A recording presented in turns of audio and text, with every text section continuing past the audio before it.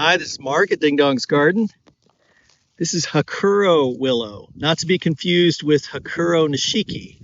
But this is also comes from Asia, I think Korea or Japan, and it's just has pretty color, nice leaves, and the growing tips are a different color than the rest of it, so it's quite attractive.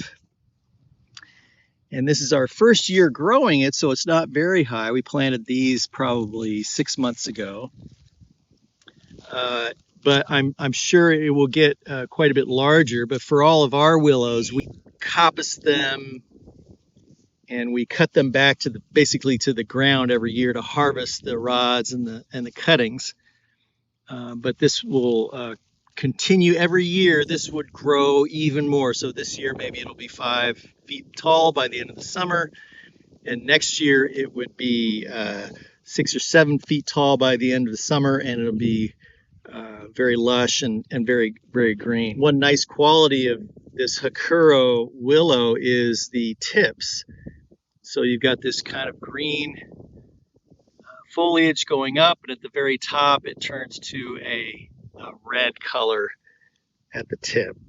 So you can see, depending on how you prune it, you could color a hedge in the same way.